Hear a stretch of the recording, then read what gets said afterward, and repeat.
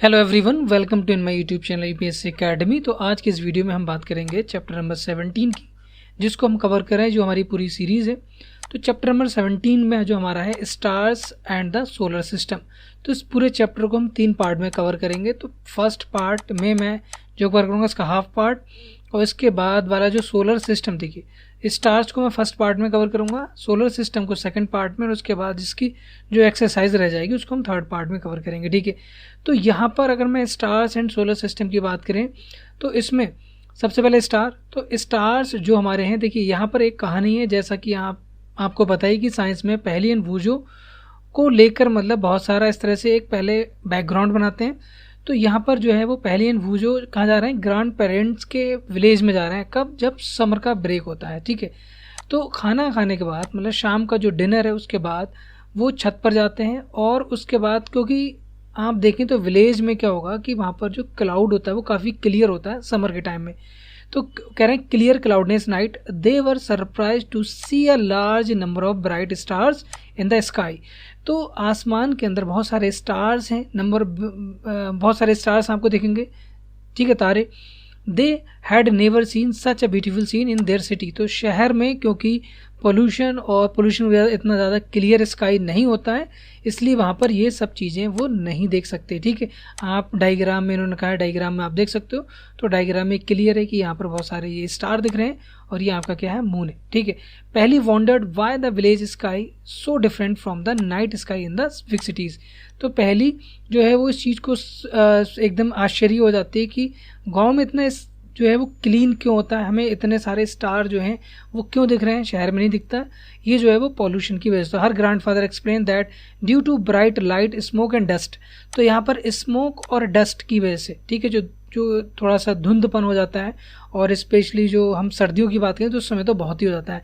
Sky in the big cities is rarely clear, night sky watching can be fascinating experience. तो fascinating experience at a place whether there is no bright lights and atmosphere is clear. ठीक है, अब यहाँ पर देखिए इस paragraph में क्या दिया है, look at the sky on the dark clear night you see entire sky dotted with the countless star. तो इसमें बहुत सारे काउंटलेस स्टार्स होंगे उस समय। अगर आप गांव में देखोगे, some bright and some not so bright. तो कुछ आपको ज़्यादा ब्राइट दिखेंगे और कुछ आपको थोड़े से धुंधले दिखेंगे। ठीक है, आपको इतने ज़्यादा क्लियर नहीं दिखेंगे। Observe them carefully, to all them appears to twinkle. क्या सभी जो है वो ट्विंकल कर रहे हैं, twinkling. Do all finds any star like object which does not twinkle. तो यहाँ पर देखिए, यहाँ पर जो होगा वो ये करें ट्विंकल, हम इसको बोल सकते हैं ट्विंकलिंग। ठीक है, तो यहाँ पर कुछ ट्विंकल करेंगे और कुछ नहीं करते हैं। ठीक है, तो यहाँ पर वही चीज़ लिखी है। देखिए ये वाला जो है वो इम्पॉर्टेंट हो जाता है। The moon is the brightest object. तो जो हमारा मून जो है वो क्या है, ये आपको याद रखना है। तो देखिए अभी तक जो मैंने पढ़ाया है उसमें आपको स्मोक और डस्ट के बारे में याद रखना है, क्योंकि शहर में जो है वो नाइट इतनी ज़्यादा क्लियर नहीं होती है समर के टाइम में। स्मोक और डस्ट की वजह से जो स्काई है वो बहुत ज़्यादा क्लियर नहीं होती है, और विलेज में ये आपको क्लियर दिख जाएगी। तो बहुत सारे वहाँ को आपको स्टार्स मिल जाएंगे, ठीक है, देखने को नाइट के टाइम में इन द समर, और ये शहर में नहीं होता। तो इतना पॉइंट आपको पता होना चाहिए। फिर आपको ये जो है वो ट्विंकलिंग वाला वर्ड आपको पता होना चाहिए। देखिए अब उसके बाद आपको पता होना चाहिए कि मून जो है वो क्या है, ब्राइटेस्ट ऑब्जेक्ट है इन द नाइट स्काई। ठीक है, the stars, the planets, the moon and the many other objects in the sky are called celestial bodies. तो दूसरा जो इम्पोर्टेंट यहाँ पर पॉइंट है वो है सेलेस्टियल बॉडीज़। तो सेलेस्टियल बॉडीज़ कौन कौन सी हैं, स्टार्स हैं, प्लैनेट्स हैं, moons and many other objects are sky in the sky are called celestial bodies. ठीक है, अब देखो ये कहने कि जितने भी सेलेस्टियल बॉडीज़ हैं वो सिमिलर हैं या नहीं है। ठीक है, अब फाइंड आउट करते हैं। ठीक है, चलें अब इसको देखते हैं। अब हमारा आएगा यहाँ पर मून। तो अगर आप मून के बारे में अगर हम स्टडी करें यहाँ पर, तो देखिए मून से रिलेटेड ये एक एक्टिविटी है, पढ़ लेते हैं फटाफट। Observe the moon continuously for several nights, preferably from one full moon to the next. अगर एक फुल मून आपने रात में देखा होगा, एक फुल मून को से जो इसके बीच बहुत सारा होगा, ये पहले छोटा होगा फिर ये ख़त्म हो जाएगा, फिर इसके बाद एक फुल मून और आएगा। ठीक है, तो एक फुल मून से दूसरे फुल मून के बीच में जो भी मून की बहुत सारी पोजीशंस होती हैं, बहुत सारी उसकी। देखिए एक बार आपको इस तरह का मून दिखेगा, है ना, क्रिसेंट मून बोलेंगे इसको, और फिर आपको उसकी थोड़ा बड़ा दिखता रहेगा, फिर ये हाफ हो जाता है और हाफ होने के बाद ये फुल में कन्वर्ट हो जाएगा। Make a sketch of the moon every night. अब ये आपको एक्टिविटी दी है कि आप रात में अपने घर पे बैठें और मून को देखें और डेली उसका स्केच बनाएं, ठीक है, और 1 महीने तक ये बनाते रहें। तो उसमें आपको ऑब्जर्व करना है कि क्या हो रहा है। तो उसकी जो पोजीशन, उसका साइज़ है मून का, वो चेंज होता रहेगा। अब देखिए यहाँ लिखा है, is there a change in the shape of the moon every day. Yes, बिल्कुल सही बात है। Are there days when the shape of the moon appears to the perfectly round. Yes, ये भी होता है। Are there days when the moon can not seen at all even in the sky is clear. ठीक है, तो कह रहे हैं कि क्या क्या ऐसा कभी होता है कि स्काई जो है एकदम क्लियर है लेकिन मून हमें जो है वो नहीं दिख रहा है। यस, ऐसा भी होता है। The day on which the whole disc मतलब full moon of the disc of the moon is visible is known as full moon day. तो आपको यहाँ पर क्या बात याद रखना है, आपको याद रखना है कि फुल मून डे किसको बोलते हैं। जब एक दिन ऐसा होगा जब आपको होल डिस्क दिखेगी, कंप्लीट सर्किल आपको ये दिखेगा, कंप्लीट डिस्क दिखेगी, तो इसको बोलेंगे फुल मून डे। ठीक है, इस चीज़ का आपको याद रखना है। और उसके बाद हम कहते thereafter every night the size of the bright part of the moon appears to become thinner and thinner.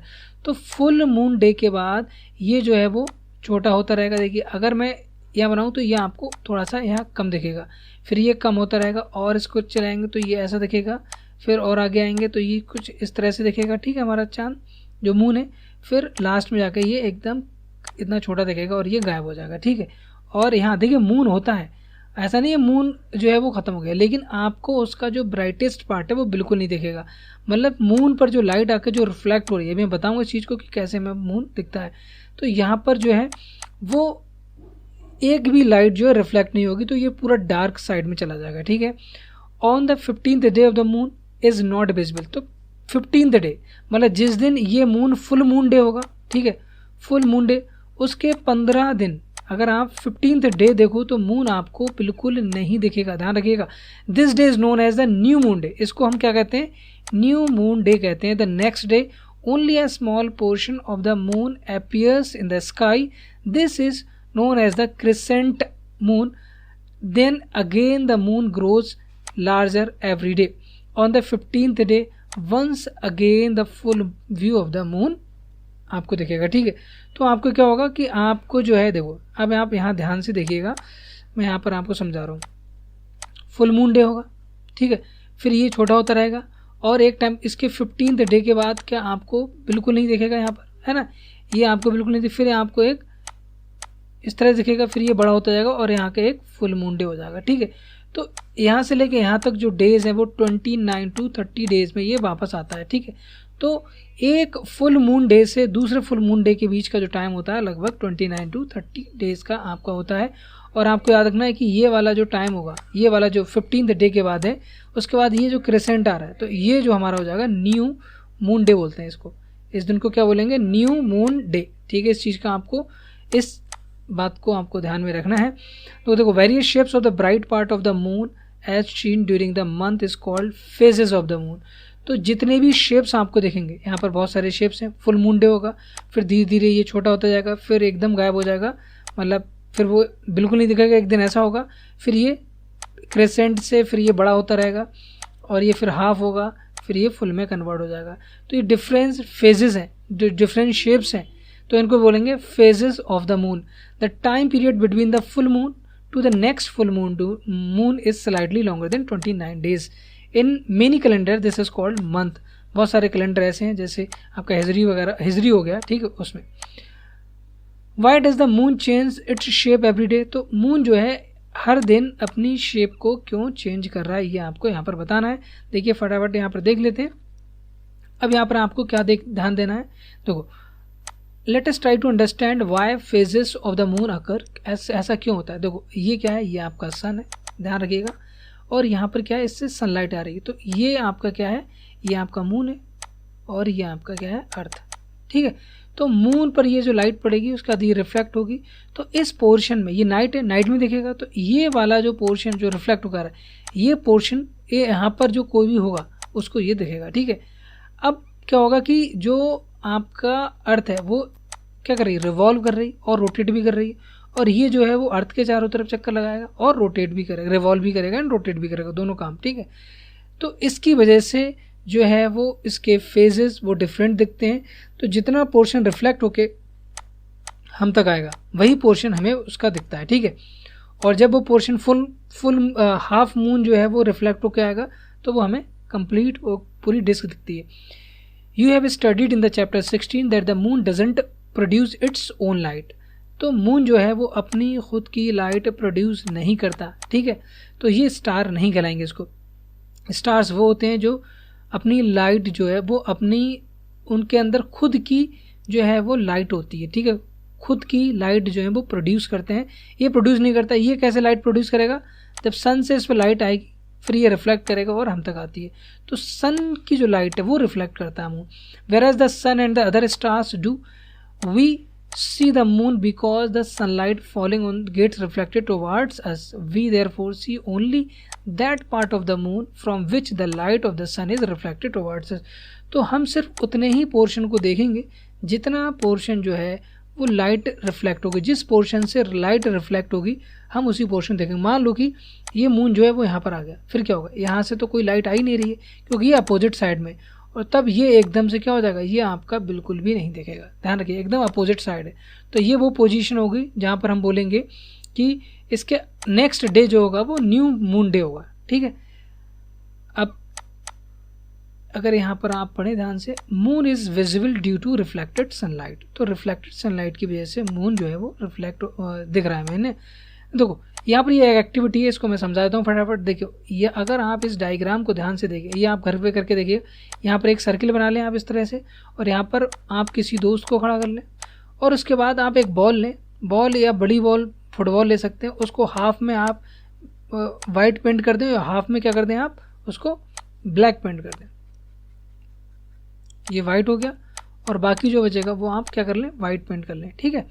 अब आप क्या करेंगे कि इसका जो वाइट वाला पोर्शन है वो आप हमेशा सन की तरफ रखेंगे, किधर, सन की तरफ, और बाकी पोर्शन की तरफ। तो आप इस पर इधर रोटेट करेंगे और इस पोर्शन को आप हमेशा सन की तरफ रखेंगे, हमेशा हमेशा सन की तरफ रखेंगे, ध्यान रखिएगा। तो जब इसको सन की तरफ रखोगे तो इसको जो पोर्शन दिखेगा वो कभी तो देखो यहाँ तो एकदम डार्क दिखता होगा, वाइट पोर्शन बिल्कुल नहीं दिखता होगा, लेकिन जब ये वाली जो गर्ल है वो यहाँ पर आएगी तो इसको कौन सा, क्योंकि वो देखो मैं एक मिनट ऐसे इसका हाफ पोर्शन देखो, और जब इसको देखेगी तो ये पूरा पोर्शन इसको देखेगा, मतलब फुल मून यहाँ देखेगा।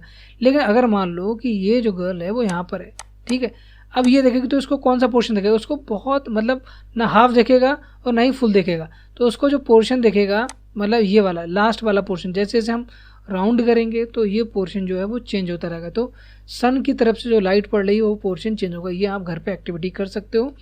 अब हम नेक्स्ट चलते हैं, देखो ये वाला है, ठीक है। अगर आप इस डायग्राम में देखें पोजीशंस दिखाई गई हैं, ये वाली पोजीशंस, ठीक है। अब इन पोजीशंस को आप देखें तो ये अर्थ है और ये देखो इस तरह से ये रोटेट कर रहा है चारों तरफ। तो जब ये सन यहाँ पर होगा जब हमारा, तो इसका जो वाइट वाला पोर्शन है ये देखो ये इसकी तरफ है, तो हमें बिल्कुल नहीं दिखेगा, तो हमें डार्क दिखेगा, यहाँ से डार्क दिखेगा नहीं दिखेगा।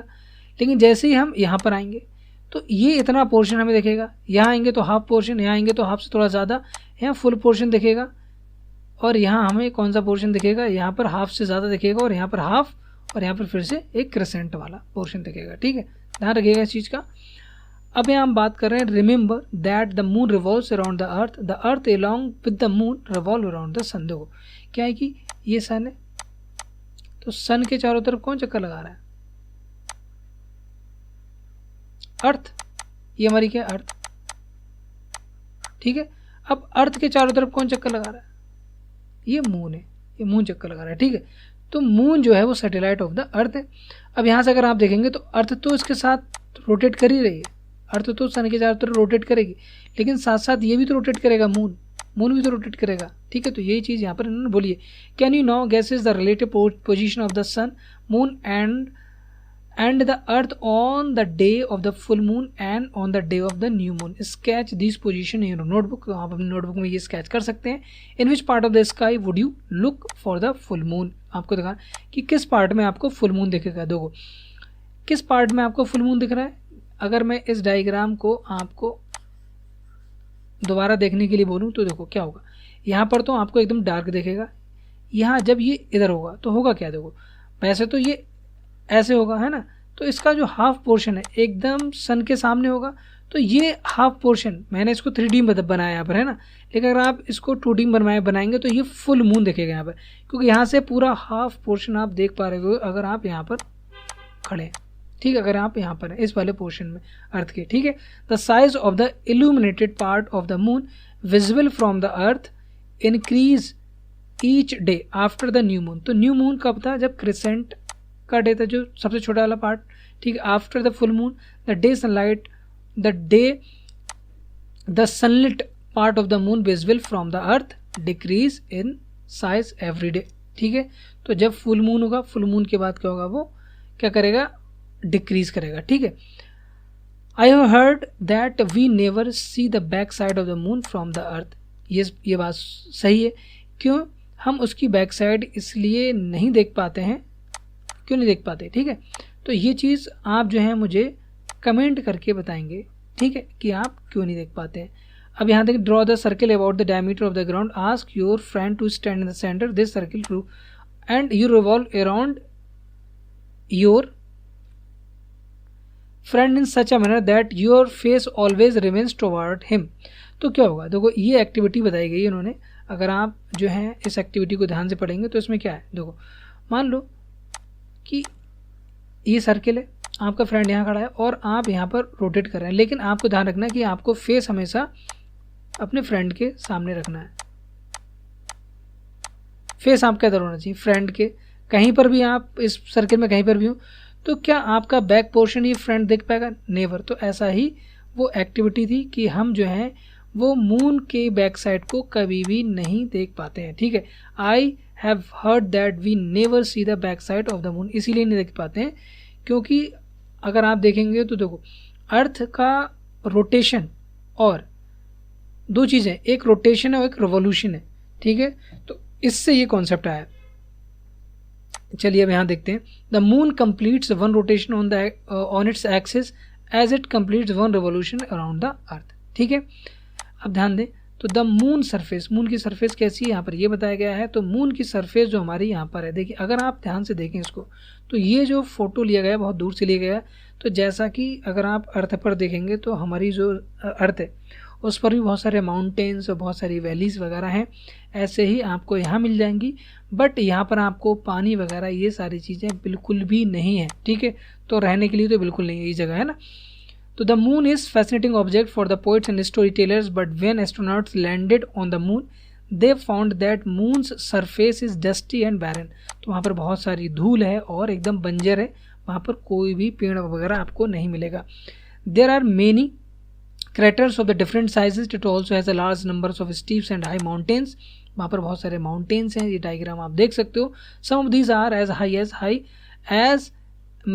high as highest mountain on the earth, ठीक है। the moon has no atmosphere, moon के पास कोई भी एटमॉस्फेयर नहीं है, जिसलिए हम वहाँ जाके रह नहीं सकते। it has no water, can any life exist on the moon, no, क्यों नहीं, क्योंकि बेटा आप जो है वो वाटर के बगैर कैसे वहाँ पर सस्टेन कर पाओगे, नहीं कर पाओगे। एटमॉस्फेयर, वहाँ पर कोई भी हवा नहीं है, हाँ आप ऑक्सीजन कहाँ से लोगे, ले नहीं पाओगे, तो वहाँ पर अभी तक लाइफ जो है वो पॉसिबल नहीं हुई है। Can we hear any sound on the moon, ठीक है। जब आपको एटमॉस्फेयर नहीं है, कोई भी प्रोपोगेशन नहीं, देखिए साउंड जो है वो ट्रैवल करेगी हमेशा, है ना। सॉलिड, लिक्विड और उसको गैस, मीडियम चाहिए ट्रैवल करने के लिए, तो वो ट्रैवल नहीं कर पाएगी, तो आप साउंड भी नहीं सुन पाएंगे। We learned in the chapter 13 that sound cannot travel when there is no medium. Then how can we hear sound on the moon? अब ध्यान दें, ये इम्पॉर्टेंट है, ये थोड़ी सी आपको जानना ज़रूरी है कि जुलाई 21, 1969 इंडियन टाइम के हिसाब से the American astronaut Neil Armstrong को आपको याद रखना है कि ये जो है वो फर्स्ट साइंटिस्ट था, फर्स्ट एस्ट्रोनॉट जिसने मून पर गया था, जो मून पर गए थे, ठीक है। उसके बाद एडविन अल्ड्रिन को आपको याद रखना है, बल्कि आपको नील आर्मस्ट्रॉन्ग का पता होना चाहिए। द स्टार्स, अब स्टार्स के बारे में यहाँ जानते हैं। तो देखिए स्टार्स क्या होते हैं, what other objects do you see in the night sky? There is a large number of star in the sky. तो स्टार्स जो हैं वो बहुत सारे हैं, ठीक है। किस में? अगर आप जो है वो स्काई के अंदर देखेंगे तो बहुत सारे स्टार्स मिल जाएंगे। और observe carefully on the dark night. आपको देखो दिन में आपको ये स्टार्स नहीं दिखते हैं क्योंकि सनलाइट की वजह से। ऐसा नहीं कि स्टार्स दिन में ख़त्म हो गए, स्टार्स जो वो हमेशा हैं ना, रात में भी और दिन में भी आपको मिलेंगे, लेकिन जो आप उनको देख पाते हो वो सिर्फ नाइट में देख पाते हो, ठीक है। Observe carefully on the dark night the and from the place away from the big city are all the stars equally bright. ये बिल्कुल गलत है ना। ऑल स्टार्स जो हैं वो इक्वली ब्राइट तो नहीं है, ठीक है। अब यहाँ ध्यान दें, ब्राइट नहीं है। Are they of the same colour? In fact stars emit lights their own. तो जितने भी स्टार्स होते हैं वो अपनी लाइट को खुद एमिट करते हैं। The sun is also a star, why does it appear so large compare to the other star? तो कह रहे हैं कि सन जो है वो हमारा क्या है, सन भी एक स्टार है, बट आप हमें ये बताएं कि वो सन जो है वो इतना बड़ा क्यों दिखता है, बहुत बड़ा दिखता है ना और वो स्टार्स के मुकाबले आप देखेंगे। तो इसका रीज़न ये है क्योंकि हम कहाँ रहते हैं, हम यहाँ पर अर्थ पर रहेंगे, ठीक है। तो मान लेते हैं कि हमारा जो सन है वो यहाँ पर है, यहाँ पर, ठीक है। अगर आप इसको यहाँ मानेंगे, मैं इसको डायग्राम को दोबारा बनाता हूँ क्योंकि आपको फिर वो एक आइडिया और अच्छे से लग जाएगा। मान लो ये हमारी क्या है, अर्थ है, ठीक है, और हमारा सन जो है वो यहाँ पर है, और सन की जो डिस्टेंस है वो लगभग, अगर इस डिस्टेंस की मैं बात करूँ तो ये देखिए कितना है, 150 मिलियन किलोमीटर। मिलियन में कितना होता है, 10⁻⁶। तो अगर आप यहाँ देखें तो ये वैल्यू, अब इससे भी कितने 100 टाइम्स ज़्यादा दूर स्टार से, मतलब यहाँ पर है। ऐसा नहीं, स्टार बहुत बड़े भी हो सकते हैं, ठीक है, लेकिन वो बहुत ज़्यादा डिस्टेंस होने की वजह से वो हमें बहुत छोटे दिखते हैं, ठीक है। रीज़न ये, तो कोई आपसे कहे कि सन आपको इतना बड़ा क्यों दिखता है, तो सन, उसका रीज़न है कि सन जो है, सन की जो डिस्टेंस है अर्थ से वो काफ़ी करीब है, ठीक है, छोटी है। लेकिन ये छोटी डिस्टेंस का मतलब ये नहीं कि 2-3 किलोमीटर है, ये भी बहुत ज़्यादा है, 150 मिलियन किलोमीटर, ध्यान रखिएगा, बहुत ज़्यादा होगी ये भी। Which appears biggers as football plays near. दो, मान लो कि आप यहाँ पर हैं, अब आप फुटबॉल को जो है वो यहाँ पर रखो तो आपको इतनी बड़ी दिखेगी। मान लो फुटबॉल आपने अगर इतनी दूर रखी, सेम फुटबॉल, तो हो सकता है वो आपको इतनी बड़ी देगे। तो डिस्टेंस जैसे जैसे आप बढ़ाओगे ऑब्जेक्ट आपको छोटा दिखने लगेगा, ठीक है। यहाँ पर यही सब लिखा है। अब यहाँ पर कह रहे हैं कि जो नेक्स्ट देखो, सबसे जो स्टार है वो हमारा सन है करीब, और उसके बाद कौन सा, अल्फा सेंचुरी, ये आपको याद रखना है। और ये लगभग कितना दूर है, ये आपका देखो, अगर आप इसको पढ़ेंगे तो इतने किलोमीटर दूर है ना। अगर इसकी डिस्टेंस अगर आप देखें तो 4.3 लाइट ईयर्स है, ठीक है। अब लाइट ईयर के बारे में, लाइट ईयर जो होती है वो एक डिस्टेंस होती है। जब डिस्टेंस बहुत ज़्यादा होती है तो हम उसको लाइट ईयर में कंपेयर करते हैं। लाइट ईयर का मतलब होगा कि speed of light is about 3, कितना ये 3 लाख किलोमीटर पर सेकेंड है। Thus the distance of the sun from the earth may be said about 8 light minutes, ठीक है। तो अगर मैं इसको कन्वर्ट करूं तो 8 लाइट मिनट्स हो जाएगा, अगर मैं लाइट में कन्वर्ट करूं 8 लाइट मिनट, ठीक है। और जो नेक्स्ट हमारा स्टार है वो है अल्फा सेंचुरी। ये आपको याद रखना है कि नेक्स्ट स्टार हमारा कौन सा है, अल्फा सेंचुरी। तो इसकी जो डिस्टेंस है वो 4.3 लाइट ईयर्स है। इस वर्ड को आपको याद रखना है, 4.3 लाइट ईयर्स, ठीक है। अब देखो ये क्या करें कि if light from the stars takes years to reach us, अगर ऐसा होता कि स्टार से लाइट पहुंचने में हमें 1 साल लग जाता है या बहुत साल लग जाते, तो हम जो है वो जो लाइट आज चली होगी वहाँ से वो हमें 2 साल बाद दिखती है ना। तो ये बिल्कुल भी अजीब सा लगता है। I want to know why we do not see the stars during the day. इसलिए नहीं देख पाते हैं क्योंकि सन लाइट की वजह से। ध्यान रखिएगा कि दिन में भी स्टार्स होते हैं लेकिन हम उनको क्यों नहीं देख पाते हैं, ड्यू टू सन लाइट, ठीक है। ड्यू टू सनलाइट हम उन स्टार्स को नहीं देख पाते हैं। इस पोर्शन को पढ़ते हैं। In fact the stars are present in the sky during the day time also, however they are not visible because of the bright sunlight. तो सनलाइट की जो लाइट, सन की जो लाइट है वो इतनी ज़्यादा ब्राइट होती है, उसकी वजह से हम नहीं देख पाते हैं। बिल्कुल आपको ये फैक्ट पता होना चाहिए। ऑब्जर्व कम प्रोमिनेंट स्टार्स और a group of stars in the sky about 2 hours और more, what do you find? Do you find any change in the positions of the star in the sky? You will find that the stars appears to move from east to west. तो star जो है वो कहाँ दिखे, अगर आप रात में देखेंगे तो स्टार आपको कहाँ दिखेगा, यहाँ दिखेगा। वही स्टार आपको मॉर्निंग के टाइम पे आपको यहाँ देखे। देखो मान लो आप यहाँ पर अपने घर पे, ये आपका घर है मान लेते हैं, ठीक है, ये आपका घर है, ये आपका घर है। अब इस घर में मान लो इस घर पे आप इसके जो फ्लोर है उस पर खड़े हैं आप। अब आप जब शाम का इवनिंग का टाइम होगा, ये कब है, जब इवनिंग का टाइम है, तो ये आपको दिखेगा ईस्ट। और मॉर्निंग में जब आप देखेंगे लगभग आप मान लो 4 AM या 5 AM के टाइम में, ये आपका कब है, जब आप 8 PM हो रहा है, तो ये इवनिंग होगी और ये मॉर्निंग का टाइम होगा, ठीक है, मॉर्निंग का टाइम होगा यहाँ पर। तो ये जो है वो आपका यहाँ तो ईस्ट टू वेस्ट आपको मूवमेंट दिखेगा। तो इसका रीज़न है कि जो हमारी अर्थ है वो अर्थ किधर रोटेट कर रही है, वेस्ट टू ईस्ट रोटेट करती है, ठीक है, वेस्ट टू ईस्ट रोटेट करती है हमारी अर्थ, ठीक है, ध्यान रखिएगा इस चीज़ का। स्टार जो है वो ईस्ट टू वेस्ट होंगे और हमारी जो अर्थ है वो कहाँ रोटेट करेगी, वेस्ट टू ईस्ट। अब देखो ये activity, stand in the centre of the big room, start rotating in which direction of the object of the room appear move, ठीक है, ये आपका हो जाएगा, देख लेना आप इसको, है ना, इतना ज़्यादा इंपॉर्टेंट नहीं है। तो ये करें कि देखो अगर आप रूम के अंदर अगर आप रोटेट कर रहे हैं, मान लो आप ऐसे रोटेट कर रहे हैं क्लॉकवाइज, तो आपको जो बाकी जो पोर्शन दिखेगा वो उसके अपोजिट मूवमेंट में दिखेगा, ठीक है। अगर आप इधर रोटेट कर रहे हैं तो आपको लगेगा कि आपके घर में जो चीज़ें हैं वो उल्टी। जैसे आप ट्रेन में चलते हो तो ट्रेन में अगर आप खिड़की से बाहर देखेंगे या रोड पे देखेंगे, कभी आप ध्यान से देखना तो वो चीज़ें ऐसा लगेगा कि सामने से उल्टी तरफ से जा रही हैं आपको, है ना, मतलब अपोजिट डायरेक्शन में मूवमेंट देखेगा उनका। पहली recall that when she is in the moving train near by trees जो हैं और buildings appears to move in the backward direction, मतलब अपोजिट डायरेक्शन में। if the stars appears move from east to west, it mean that the earth rotates from west to east। तो ये वाला point सबसे important है ना, यहाँ जो भी मैंने बताया उसके लिए उसका जो सेंस है, सबसे इंपॉर्टेंट पॉइंट है वो आपको ये पता होना चाहिए। देखिए ये चैप्टर काफ़ी आसान है, टफ नहीं है, लेकिन लेंथी चैप्टर है। तो आपको क्या करना है, आपको इस चैप्टर को लाइन बाई, देखिए मैं इसीलिए लाइन बाई लाइन पढ़ा रहा हूँ, तो आप थोड़ा ध्यान रखिएगा। इस चैप्टर को हम बहुत जल्दी भी ख़त्म कर सकते थे, लेकिन मैं चाहता हूँ कि आपको बुक से आप पढ़ें और अच्छे से आपको वो सब चीज़ें याद रहें।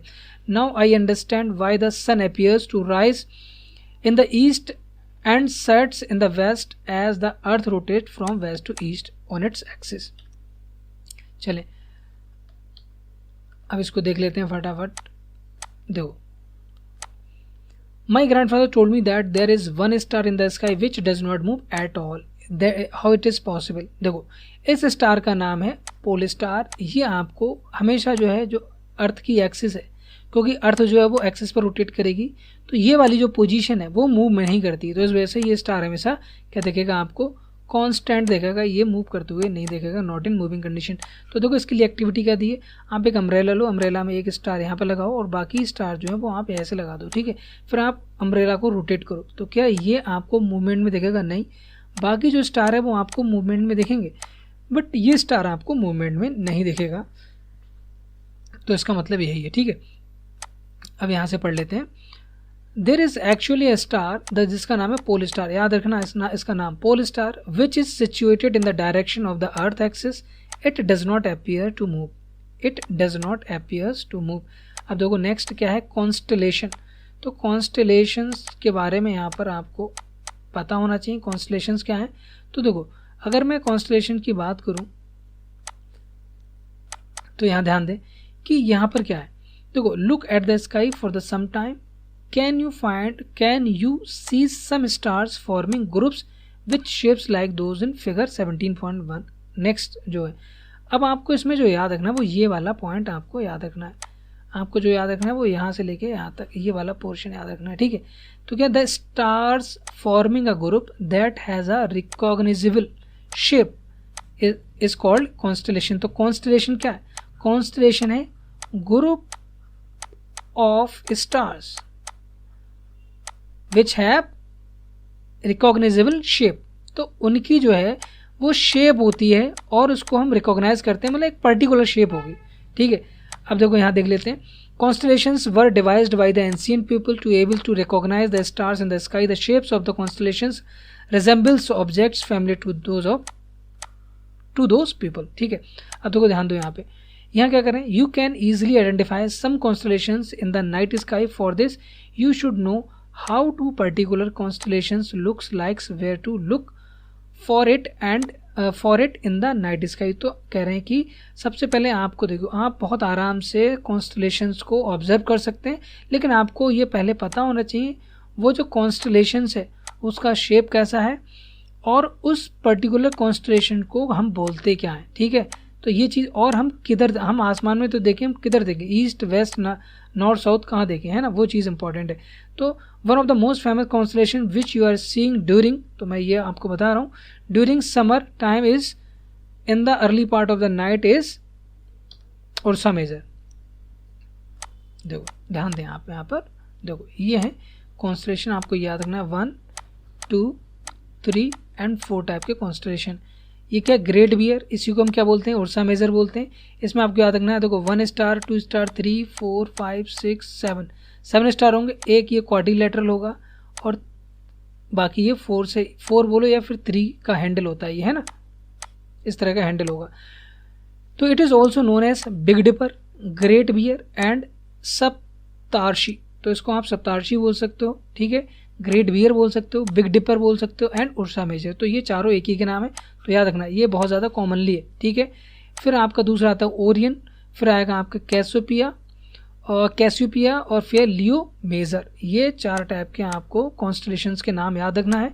मैं इसको आपको बता देता हूँ। देखो there are 7 prominent stars in the constellation. तो जो हमारा उर्सा मेजर है उसमें 7 स्टार है। देखो 1 2 3 4 5 6 7 स्टार्स हैं, ध्यान रखिएगा, ठीक है। अब it appears like a big ladle और a question mark. There are 3 stars in the handle में कितने स्टार्स हैं, 1 2 एंड 3, ये वाले 3, ठीक है। और फिर 4 का ये हमारा क्या क्वाड्रिलेटरल है, ठीक है, 4 इन इट्स बॉल। तो इसको इसीलिए हम क्या कह रहे हैं, क्या बोल रहे हैं इसको, बिग डिपर, ठीक है। इसी वजह से इसको हमने बिग डिपर का नाम दिया है। अब यहाँ ध्यान दें, ये हमारी एक्टिविटी है। तो देखो वैसे तो आपको ये 4 नेम आपको पता होना चाहिए, याद कर लेना, इनकी शेप याद कर लेना, ठीक है। अगर आएगा तो इस तरह का आपका क्वेश्चन आ सकता है। अभी मैं जब एनसीईआरटी क्वेश्चन कराऊंगा तो आपको उसमें इसका फ़ायदा होगा। Observe this constellation for a few hours, do you find any change in its shape, do you find any change in its position. तो पोजीशन देखो, शेप में तो कोई चेंज नहीं होगा, लेकिन इसकी पोजीशन जो है वो चेंज हो जाएगी, ठीक है। अब यहाँ देखें, you will observe that shape of the constellations remains the same. तो शेप चेंज नहीं होगी, एक पर्टिकुलर कॉन्स्टलेशंस की शेप चेंज नहीं होगी।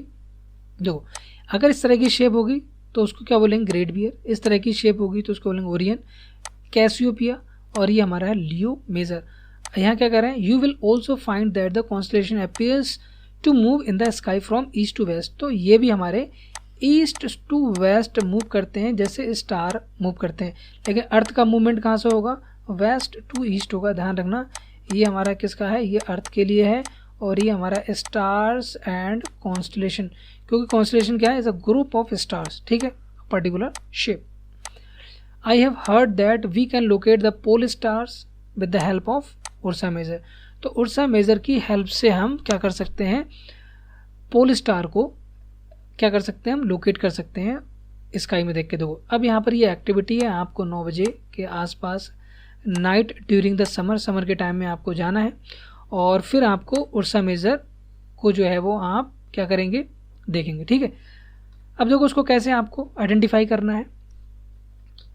देखो ये डायग्राम है, अगर आप इसको देखें तो आप ये 2 स्टार, देखो ये 2 स्टार हैं। अब स्टार से होते हुए आपको ले जा ऊपर तक जाना है, लगभग ये जो है वो 5 टाइम्स, जैसे मान लो कि ये डिस्टेंस x है तो ये वाली डिस्टेंस आपको 5x है, लगभग 5 टाइम्स के आसपास ये डिस्टेंस होगी। यहाँ कहीं लिखा भी होगा, है ना, अबाउट 5 टाइम्स, ये लगा दो। 5 टाइम्स आपको एक्सपेंड करना है डिस्टेंस बिटवीन द 2 स्टार। तो ये 2 स्टार के बीच में जो डिस्टेंस है उसकी 5 टाइम डिस्टेंस आपको आगे जाना है और फिर इसको कनेक्ट कर देना है। तो यहाँ पर जब आप कनेक्ट करेंगे, कोई और स्टार नहीं, देखो ऐसे आपको ये एकदम स्ट्रेट लाइन में आपको जाना है, तो ये आपका क्या होगा, पोल स्टार होगा। ये देखो ये क्या है, देखो अगर मैं इसको ऐसे करूँ,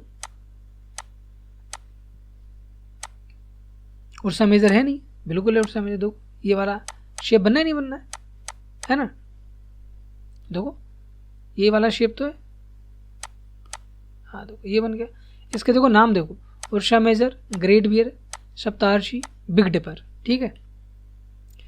अब ध्यान दें, एक्टिविटी जो है वो आपकी 17.8 है। अब आपको 3 से 4 टाइम देखना है, 2 से 3 घंटे बाद देखना है उसी चीज़ को जो उर्सा मेजर है, तो आप कुछ इस तरह का आपको देखने को मिलेगा, इस तरह का सिस्टम। तो पहले आपको यहाँ दिखेगा, है ना, अब देखो, फिर आपको ये देखो, फिर ये और ये चारों टाइम आपको जो है वो इस तरह का दिखेगा। तो अगर आप यहाँ देखें तो ये जो है देखो, इसका शेप चेंज नहीं हो रहा है, लेकिन इसकी पोजीशन जो है वो पोल स्टार के साथ चेंज हो रही है। Ursa Major moves around the pole star. In fact all the stars appears to revolve around the pole star. जितने भी स्टार हैं वो पोल स्टार के अराउंड जो है वो मूव करते हैं। ध्यान रखिएगा इस चीज़ का, ठीक है। Note that the pole star is not visible from the southern hemisphere. अगर हम देखो, अगर हम अर्थ का स्ट्रक्चर बनाएं तो अर्थ हमारी कुछ इस तरह का, ध्यान दें, यहाँ बना लेता हूँ, ये हमारी अर्थ है। अर्थ में जो ऊपर वाला है वो नदर्न हेमिस्फीयर बोलते हैं और ये सदर्न हेमिस्फीयर। तो कह रहे हैं कि अगर आप सदर्न हेमिस्फीयर, अगर आप यहाँ से देखेंगे तो ये कुछ इस तरह की एक्सिस है, अर्थ की एक्सिस, यहाँ पर पोल स्टार होगा, ठीक है। तो ये पोल स्टार आपको सदर्न हेमिस्फीयर से नहीं दिखेगा। अगर यहाँ पर कहीं है तो आपको नहीं दिखेगा, ठीक है। अगर हम नॉर्थ हेमिस्फीयर में तब आपको ये दिख जाएगा, ठीक है। इस चीज़ का ध्यान रखना। इंडिया जो है वो लगभग यहाँ पर है, ठीक है। तो मैक्सिमम जो पार्ट है पूरे वर्ल्ड का जो अर्थ है वो यहाँ पर है, मतलब नदर्न हेमिस्फीयर में। यहाँ पर आपको ऑस्ट्रेलिया मिल जाएगा, फिर यहाँ पर थोड़ा सा जो है वो साउथ अमेरिका मिल जाएगा, थोड़ा सा अफ्रीका यहाँ पर है, ठीक है।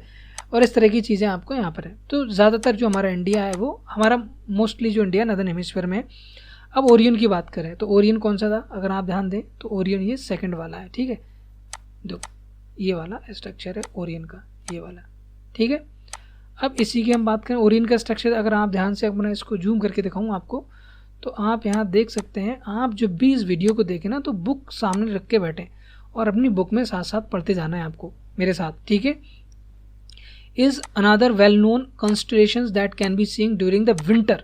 ये आपको सर्दियों में मिल जाएगा। In the late evening it is one of the most magnificent constellations in the sky. It also has 7 to 8 bright stars. इसके अंदर कितने हैं, 7 to 8 ब्राइट स्टार्स होते हैं। Orion is also called the Hunter, इसको हंटर भी कहते हैं। 3 middle stars represent the belt of the Hunter. तो बीच में जो 3 स्टार थे इस तरह के, यहाँ जो कनेक्ट हो रहा था, है ना, तो इस तरह का था ना, ये आप अगर ध्यान दोगे इस तरह का। तो ये जो बेल्ट, इसको क्या बोलेंगे, इसकी वजह से बेल्ट जो है वो represent the belt of the Hunter, ठीक है। इसको क्या बोलते हैं, हंटर भी बोलते हैं। The 4 bright stars appears to the arranged in the form of quadrilateral. तो ये देखो 1 2 3 और यहाँ पर देखो ये, तो ये जो है क्वाड्रिलेटरल के फॉर्म में, और ये बीच में देखो एक क्वाड्रिलेटरल आपका ये हो गया, और 1 2 3 4 ये क्वाड्रिलेटरल हो गया, 1 2 3 4 ये आपका पेंटागन हो गया, ठीक है। और ये आपका क्या, एक बेल्ट है। तो इसको बोलेंगे ओरियन। क्या बोलेंगे इसको, ओरियन। अब यहाँ ध्यान, अगर आप ध्यान से इसको देखें, देखो यहाँ चलते हैं। The stars serious which is the biggest stars in the sky is located. अब देखो यहाँ इस बेल्ट के अगर आप इस तरह से आप इसको एक्सटेंड करेंगे तो यहाँ पर आपको मिल जाएगा Sirius. Is one of the brightest star in the sky is located close to Orion. तो ओरियन के पास कौन सा स्टार है, सीरियस, ठीक है, ध्यान रखिएगा। और जो अभी हम देख रहे थे, देखो इससे पहले वाला था पोलवियर, ठीक है। तो पोलवियर के अराउंड आपको कौन सा मिल जाएगा, आपको पोलवियर के अराउंड जो मिल जाएगा उर्सा मेजर। ध्यान रखिएगा इस चीज़ का। यहाँ पर क्या था, पोलवियर, तो इसके आसपास का मिल जाएगा उर्सा मेजर। जब क्वेश्चन आएंगे तो आपको ये सब चीज़ें पता होनी चाहिए। देखो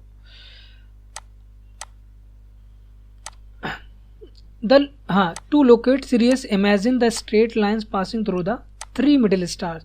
तो ये जो 3 मिडिल स्टार है यहाँ बीच में, तो आपको इन लाइंस को कनेक्ट करना है और इससे कनेक्ट करते हुए आपको इसको एक्सटेंड करना है। तो जहाँ भी ये मीट करेगी तो ये क्या कहलाएगा, serious, okay. Look along the line toward the east. तो आपको कहाँ जाना है, ईस्ट के तरफ जाना है। जहाँ भी आप है ईस्ट की तरफ जाइए आप। This line will lead you a very bright star, it is called serious. तो इसका क्या नाम है, सीरियस, ओके। तो ये जो डायग्राम है किसका डायग्राम है, ये वाला हंटर, ठीक है, ये ओरियो। अब यहाँ ध्यान दें कैसियोपिया। तो कैसियोपिया कौन सा था, अगर आप ध्यान दें ये वाला हमारा कैसियोपिया है। ये क्या, ये देखो एम बोलो या डिस्टॉर्टेड एम बोलो या डिस्टॉर्टेड डब्ल्यू बोल सकते हो उसको। क्या बोल सकते हो? डिस्टॉर्टेड एम और W.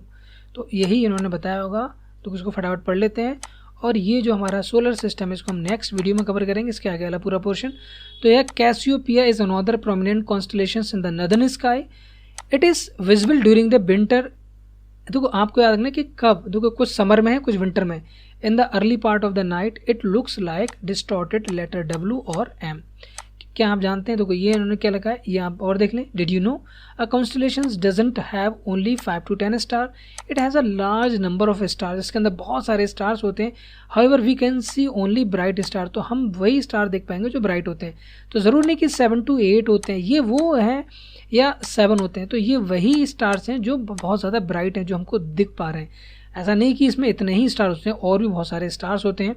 In the constellation with our naked eye, all the stars which make up the constellations are not at the same distance, they are just in the same line or a side of the sky। तो ज़रूरी नहीं कि ये अगर ये जो 3 star है line में, तो इसका मतलब ये नहीं कि सेम डिस्टेंस पे होंगे। सेम डिस्टेंस में नहीं, ये सेम लाइन में। ये बहुत दूर हो सकता है, बहुत पास हो सकता है, इनके बीच की डिस्टेंस जो है काफ़ी ज़्यादा हो सकती है। लेकिन जब हम इसको अर्थ से देख रहे हैं, ठीक है, जब भी हम इसको अर्थ से देखेंगे तो ये हमको एक लाइन में देखेंगे। सबसे इंपॉर्टेंट पॉइंट ये, लाइन, डिस्टेंस सेम नहीं होगी, लाइन सेम होगी। ठीक है, तो इस वीडियो में इतना ही रखते हैं, नेक्स्ट वीडियो मिलते हैं। आई होप कि आपको ये वीडियो पसंद आई होगी, और अपने दोस्तों तक ये वीडियो ज़रूर शेयर करिएगा। इस वीडियो का जो मकसद है, देखिए मैं इसको इसलिए बना रहा हूँ, ये देखो मैं शॉर्ट में नहीं बनाना चाहता, शॉर्ट में ही बना लूँगा। लेकिन बात वही है कि आपको जो है अगर आप बार बार पढ़ने से अच्छा है एक बार आप अच्छे से पढ़ लो, तो आपको अंदर की सारी चीज़ें क्लियर हो जाएंगी कि बुक में कहाँ से कहाँ लिखा है। तो बुक को आपको बहुत ज़्यादा फोकस करना है, वो सबसे इंपॉर्टेंट पार्ट होता है किसी भी स्टडी का। बुक्स को आपको अच्छे से पढ़ना है, ठीक है, आप शॉर्टकट में ना जाएं। तो नेक्स्ट वीडियो मिलते हैं, तब तक के लिए bye, take care, Jai Hind. I am Atiq Ahmed, signing of.